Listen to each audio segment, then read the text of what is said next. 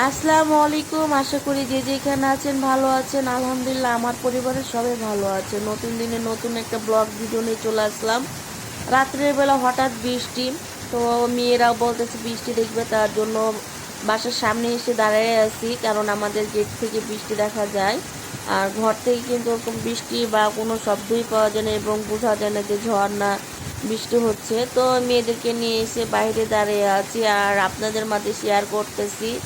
তো সারাদিন কি কি করব তা আপনাদের মাঝে শেয়ার করব। প্লিজ ভিডিওটা শুরুতে একটা লাইক এবং যারা নতুন আসছেন প্লিজ আমার সম্পূর্ণ ভিডিওটা দেখবেন। তো এখানে যে দেখতে পাচ্ছেন পানি জমতেছে, আর 5 থেকে 10 মিনিটের ভিতরে দেখবেন এক কোমর পর্যন্ত পানি হয়ে গিয়েছে। আমাদের এদিকে কিন্তু একটু জোরে বৃষ্টি হলে কিন্তু জায়গাটা ডুবে যায়। তো আজ কিছুদিন ধরে দেখতেছি আমি ভিডিও ছাড়লে আমার ভিডিওতে তো ভিউ হয়ই না। ওয়াচ টাইম তো নাই, 1 ঘন্টা 1.5 ঘন্টা, হাইস গেলে 2 ঘন্টা ওয়াচ টাইম পাওয়া যায়। তো এইভাবে যদি ভিডিওতে ওয়াচ টাইম আসে তাহলে কি ভিডিও করতে ভালো লাগে বলেন? তো সবাইকে বলবো প্লিজ আপনারা ভিডিওগুলো সম্পূর্ণ দেখার চেষ্টা করবেন। এবং আমি কিন্তু খুবই ছোট ছোট ভিডিও দিই। আজকের ভিডিওটা কিন্তু একটু বড়, কারণ আজকে সারাদিন কী কী করছি তার জন্য ভিডিওটা বড় হয়ে গিয়েছে। তো দেখতেই পাচ্ছেন এখন কিন্তু পানিগুলো কিন্তু অলরেডি জমা শুরু হয়ে গিয়েছে, আর একটু পরে কিন্তু অনেক পানি জমে যাবে, আর ততক্ষণ কিন্তু এখানে দাঁড়ানো সম্ভব না। তো বাসার ভিতরে চলে যাব, যখন পানি জমবে ঠিক তখন আপনাদের মাঝে আবারও শেয়ার করবো যে কতটুকু পানি জমেছে। 5 থেকে 10 মিনিটে যদি এরকম পানি জমে, যদি সারা রাত বৃষ্টি হয় তাহলে কতগুলো পানি হবে। তো কথা বলতে বলতে দেখেন চলে আসলাম কিন্তু আবারও আপনাদের মাঝে নদী নিয়ে। এবার কিন্তু দেখেন একদম এক কথায় ছোট নদীর মতন। তো দেখতেই পাচ্ছেন কত পানি জমে গেছে। কিছুক্ষণ আগে কিন্তু এখানে এক ফোঁটাও পানি ছিল না।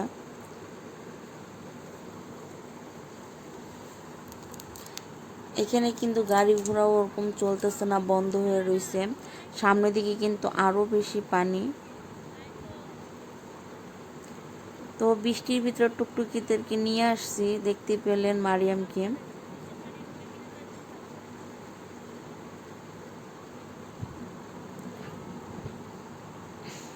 এই তো দেখেন একটা ভাইয়া আসতেছে।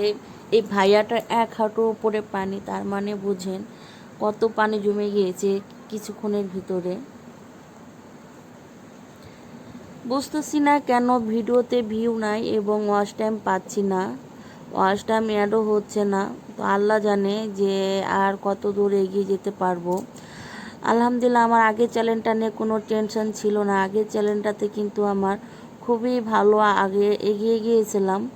ওই চ্যানেলটা শুধু সাবস্ক্রাইব নিয়ে আমার একটু সমস্যা ছিল, কিন্তু আলহামদুলিল্লাহ অনেকগুলো ভিউ হতো এবং ওয়াচ টাইমও হতো। তো নতুন চ্যানেলটা খোলার পরে দেখতেছি কোনো ভিউ আসতেছে না এবং ওয়াচ টাইম হচ্ছে না। তারপরের দিন সকালে রান্না করার জন্য চলে আসলাম। তো আজকে রান্না করব পাঙ্গাস মাছের মাথাগুলো রেখে দিয়েছিলাম। যে বাজার করে আপনাদের ভাইয়া যখন অনেকগুলো করে মাছ আনে তখন কিন্তু মাথাগুলো আলাদা করে রেখে দিই অন্য সময় রান্না করার জন্য। তো এখানে ডাল নিয়ে নিয়েছি, আর আমার শাশুড়ির জন্য ছোট ছোট মাছ যেগুলো সরল পুঁটি বলে সেই মাছগুলো নিয়েছি ভাজা করার জন্য, আর পটল ভাজবো। তো এদিকে আমি অলরেডি ভাত আর ডাল বসিয়ে দিয়েছিলাম। কথা বলতে বলতে কিন্তু দেখতেই পাচ্ছেন ডালও কিন্তু ফুটে উঠেছে, আর ভাত অলরেডি হয়ে গিয়েছে, ডিম সিদ্ধ করতে দিয়ে দিয়েছি। আর এদিকে মাছগুলো ভালো করে ধুয়ে নিয়েছি, ডিমগুলো আলাদা করে নিয়েছি এবং তেলটা আর মাথাগুলো আলাদা করে নিয়েছি। এখন আমি চিয়া সিডস খাবো, আমার যেহেতু ডায়াবেটিস আছে, আর আমি যেটা মেথির গুঁড়া ওটা খেতে পারতেছি না, ওটা খেলে বমি হয় এবং খুবই শরীর খারাপ করে। তা আজকে কিন্তু আমার খুব দেরি হয়ে গিয়েছিলো, ফজরের নামাজটা পড়ে আবার একটু শুয়ে পড়েছিলাম, তার জন্য কিন্তু রান্না বাড়া করতেও দেরি হয়ে গিয়েছে। তাড়াহুড়া করে কিন্তু মেয়েদেরকে নিয়ে স্কুলে গিয়েছিলাম, যেহেতু বৃষ্টির দিন একলা ছাড়ি নাই, তাড়াতাড়ি করে রান্না কমপ্লিট করে কিন্তু যাওয়া লেগেছিলো।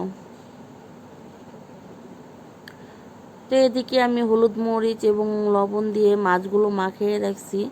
আর আমার বড় মেয়ে যেহেতু সকালে সকালে উঠে যায় স্কুল, তাদের 7:30টার থেকে, আর বৃষ্টির দিন হলে একটু দেরি করে যেতে হয়। তো বড় মেয়েও আমাকে সাহায্য করতেছে, বলতেছে আম্মু ঝাড়ু দিয়ে দিই। তো প্রায় সময় কিন্তু ঝাড়ু দিয়ে দিয়ে ঘর বাড়িগুলো আমার যেগুলো শুকনা জিনিস সেগুলো মোছামুছি করে দেয়। আর পটল ভাজার তেলেই কিন্তু আমি ডিমটা ভেজে নিয়েছি, যেহেতু মেয়েদের টিফিন দিব, রুটি আর ডিম ভাজা। আর এদিকে কিন্তু ছোট মেয়ে অলরেডি রেডি হয়ে গেছে, শুধু চুল বাঁধার জন্য বসে আছে। আমি চুল বেঁধে দিব, তারপরে স্কুলে নিয়ে যাব। আর ওদিকে কিন্তু বড় মেয়েও রেডি হচ্ছে। আর আমার অলরেডি রান্নার শেষের দিকে সব কিছু ধোয়া পাকলা করে নেব।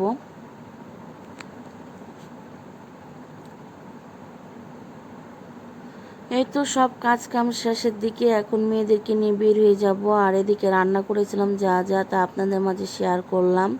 পটল ভাজা, মাছ ভুনা এবং মাছ ভাজা, ডাল।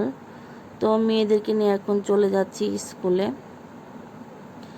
স্কুলেও কিন্তু অনেক বৃষ্টি হচ্ছিল, তারপর ওখানে কিন্তু বসে থাকার লাগে মেয়েদের জন্য। আমি কিন্তু বেশিরভাগ সময় বসে থাকি। এই তো ছোট মেয়ের রেজাল্ট কার্ড বেরিয়ে গিয়েছে। যে প্রথম পরীক্ষাতে কিন্তু খারাপ করছিল, বলতে অনেক জ্বর হয়েছিল, সে স্কুলে আসতে পারি নাই পরীক্ষা দিতে। আর দ্বিতীয় শ্রেণীর পরীক্ষাটা আলহামদুলিল্লাহ অনেক ভালো করেছেন। এই তো তার লেখাগুলো দেখতেই পাচ্ছেন, আলহামদুলিল্লাহ আলহামদুলিল্লাহ। তো বাসায় এসে কিন্তু রুটি দিয়ে ডিম খাওয়া শুরু করে দিয়েছে। আর আজকে মহা খুশি, তার রেজাল্ট ভালো হয়েছে তার জন্য। আর এদিকে আপনাদের ভাইয়া কিছু বাজার নিয়ে আসছিলো, সে বাজারগুলো আমি ঢেলে রেখে দিব। আর এদিকে কিন্তু অলরেডি মারিয়ামকে পড়তেও বসায় দিয়েছি।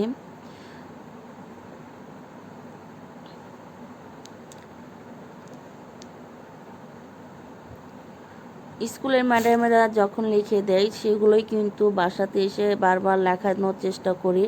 আর সে আপনাদের মাঝে চেষ্টা করতেছে দেখানোর। এই তো দেখতে পাচ্ছেন,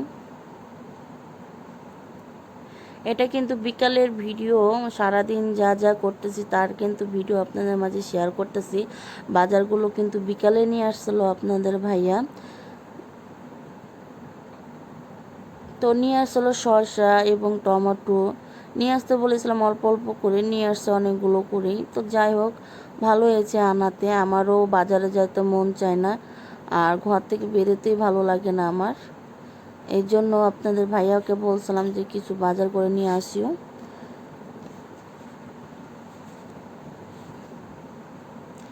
আর নিয়ে আসলো মূলা। মূলা দিয়ে মাছ দিয়ে রান্না করব তার জন্য। তো শুক্রবারের দিন আমাদের মাদ্রাসাতে হুজুরকে খাবার দিতে হবে। তো এই 2 দিন আর কোনো মানে মাছের তরকারি রান্না করব না, যেহেতু শুক্রবারের দিন খাবার দিতেই হবে। তো আজকে সকালে তো যা যা রান্না করা তা তো রান্না করেই নিয়েছি। আমি সকালে একবার রান্না করলে আমার 2 বেলা হয়ে যায় আলহামদুলিল্লাহ। তো সন্ধ্যার সময় আপনাদের ভাইয়া চানাচুর মাখা খাবে বললো, তো শসা, টমেটো, কাঁচামরিচ, পেঁয়াজ ভালো করে লবণ দিয়ে মেখে নিচ্ছে। সাথে দিয়ে দিব একটু সরিষার তেল।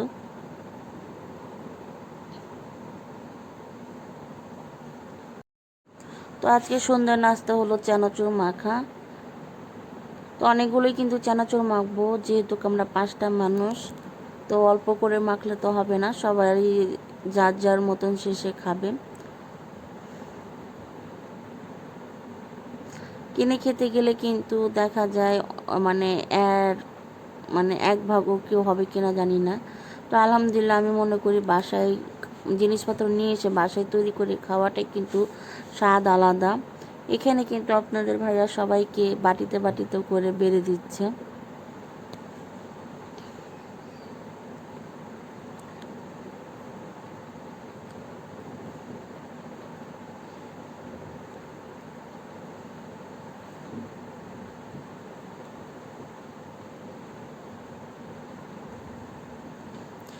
প্লিজ যারা এখনও একটা লাইক দিতে ভুলে গেছেন, একটা লাইক দিয়ে আমার চ্যানেলটাকে সাবস্ক্রাইব করে পাশে থাকার চেষ্টা করবেন। আর এদিকে সবাই যার যার বাটি নিয়ে খাওয়া শুরু করে দিয়েছে। আর টুনটুনি তো মানে খাওয়া বাদ দিয়ে আমার সুতাগুলো নিয়ে ও দুষ্টুমো করতেছে। আমি কাঁথা সেলাই করি, সেই কাঁথা সেলাই করার সুতাগুলো নিয়ে। আর এদিকে কিন্তু খাওয়া দাওয়া করে ও ওর মতন লেখাপড়া করে এখন ড্রয়িং নিয়ে বসে গেছে। আর আমি পাশে বসে বসে কিন্তু কাঁথা সেলাই করতেছি। আমি কিন্তু বাসার ভিতরে অনেক সময় অনেক ধরনের কাজ কাম থাকে, সেগুলো কিন্তু করার চেষ্টা করি, কিন্তু ক্যামেরার সামনে আমার ওরকম আসতে ভালো লাগে না, এবং মানে আমার পছন্দ হয় না যে ক্যামেরার সামনে সব কিছু শেয়ার করা। তো মাঝে মধ্যে যেগুলো ভালো লাগে সেগুলোই শেয়ার করি। আর এই তো আমার টুনটুনি বাড়ি আম এবং আনারস দোয়েল পাখি রং করেছে আলহামদুলিল্লাহ। সবাই টুনটুনির জন্য দোয়া করবেন। আর এদিকে কিন্তু আমি খুবই সুন্দর একটা কাঁথা সেলাই করতেছি।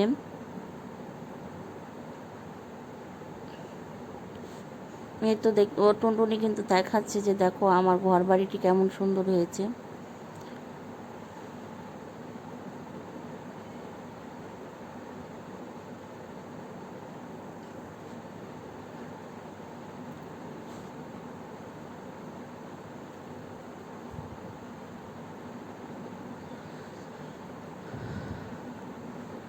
প্লিজ যারা এখনও একটা লাইক দেন নাই, বারবার এক কথাই বলতেছি, একটা লাইক দিয়ে চ্যানেলটাকে আমার সামনের দিকে এগিয়ে নিয়ে যাওয়ার চেষ্টা করবেন। আর এই তো দেখতে পাচ্ছেন খুবই সুন্দর কিন্তু আমার ক্যাথাটা, এই ক্যাথাটার বয়স প্রায় 1 বছর হয়ে গেল। আমি ঘরগুলো করে রেখেছিলাম, এখন হলুদগুলো দিয়ে আর ভিতরে যে খালি দেখতেছেন সেই খালিগুলোতে লাল সুতো দিয়ে আবার ভরাট করলে অনেক সুন্দর লাগবে। তো যখন ক্যাথাটা হবে তখন ঠিক আপনাদেরকে দেখাবো। আসসালামু আলাইকুম, আল্লাহ হাফিজ সবাইকে।